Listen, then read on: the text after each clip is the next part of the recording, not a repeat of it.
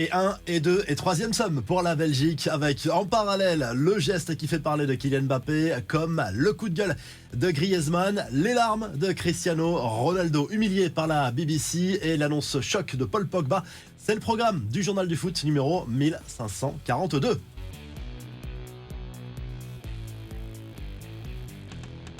Avant votre journal du foot, on n'oublie pas de soutenir Programme TV Foot, l'appli qui vous permet de savoir sur quelle chaîne regarder tous les matchs de l'Euro et de la Copa América avec les quarts de finale à venir. Téléchargez l'appli, le lien à retrouver en description de la vidéo. Un grand ouf de soulagement pour tous les supporters français. Les Bleus sont qualifiés pour les quarts de finale de l'Euro après une rencontre difficile, mais victoire 1-0 contre la Belgique. Encore le même scénario avec globalement un manque de rythme, une grosse défense, un très bon Maignan et un énorme Saliba, mais devant une inefficacité inquiétante. Il a fallu attendre la 85e minute pour voir l'unique but du match signé Jan Vertonghen contre son camp sur une frappe de Kolo Muani. Un peu avant, il y avait eu un accrochage avec Kylian Mbappé qui est allé chambrer ensuite le défenseur belge. Après ce CSC, le capitaine des Bleus qui est toujours aussi gêné par son masque, on ne le sent pas tranchant, mais il va devoir s'y habituer. Selon Didier Deschamps, l'ancien parisien devra le porter quelques semaines, voire quelques mois encore. Notre porte-bonheur, le voici. N'Golo Kanté a prolongé son incroyable série d'invincibilité avec l'équipe de France lors des matchs de l'Euro et de la Coupe du Monde, la plus longue série de tous les joueurs européens dans l'histoire de tournois majeurs. Avec lui, la France n'a perdu aucun des 19 matchs de ce type auxquels il a participé. Antoine Griezmann, lui, a encore été très moyen, voire décevant. On sent d'ailleurs sa frustration et son agacement sur les critiques concernant le jeu des Bleus également. Faites pas chier avec le petit score ou quoi, on est en quart, a lâché le vice-capitaine tricolore au micro de beIN Sport. On se fait plaisir tout de même avec le somme de la presse belge qui est plutôt dans une forme de fatalisme et parle de cynisme français, même si globalement on reconnaît la supériorité des Bleus sur ce match.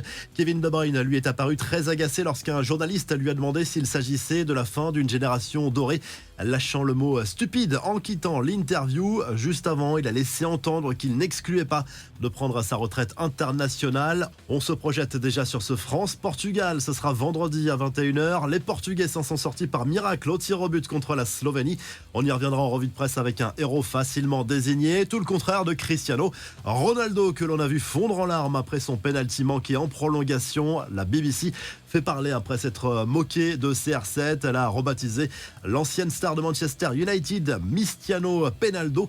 La chaîne britannique n'en est pas à son coup d'essai dans ce domaine-là. Allez, on s'envole pour la Copa América à présent avec les quarts de finale qui s'affinent. L'Uruguay a signé un troisième succès en 3 matchs et affrontera le deuxième du groupe D, celui du Brésil. Le Panama est également qualifié et c'est terminé pour le pays organisateur, les États-Unis. La Seleção affronte la Colombie. Un joli match dans la nuit de mardi à mercredi. Les infos du mercato avec tout d'abord la grande annonce de Paul Pogba sur son avenir. Le milieu de terrain, suspendu à 4 ans pour dopage présumé, compte bien revenir sur les terrains. D'ailleurs, il a fait appel de cette décision. Je me sens encore footballeur, je veux lutter contre cette injustice. Pogba n'est pas fini, Pogba est là. Et tant que vous ne me verrez pas dire que je suis fini, ne vous inquiétez pas, j'ai une envie incroyable de revenir, a prévenu le champion du monde 2018. C'est un petit mot sur l'avenir de Pierre Sage qui va prolonger son contrat avec l'Olympique lyonnais, récompense méritée après un gros travail depuis sa prise de fonction l'hiver dernier. Nouveau bail jusqu'en 2026.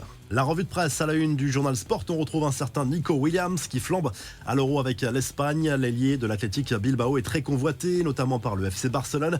Mais l'opération pour les Catalans est très compliquée parce qu'il manque de liquidité, contrairement à Chelsea qui a fait une très grosse offre. Au Portugal, gros ouf de soulagement pour la presse locale à l'image du journal Abola qui félicite le gardien de la Seleção, Diogo Costa, véritable héros après avoir arrêté 3 pénaltys lors de la séance des tirs au but contre la Slovénie. Enfin, la presse néerlandaise réclame un match plein face à la Roumanie. Il faudra compter sur les cadres comme Virgil van Dijk lors de ce 8e de finale de l'Euro à 18h après une phase de poule décevante. Mais le tableau est dégagé pour les Néerlandais. Autre 8e à 21h, Autriche-Turquie. Si le journal du foot t'a plu, n'oublie pas de liker, de t'abonner. À très vite pour un nouveau journal du foot.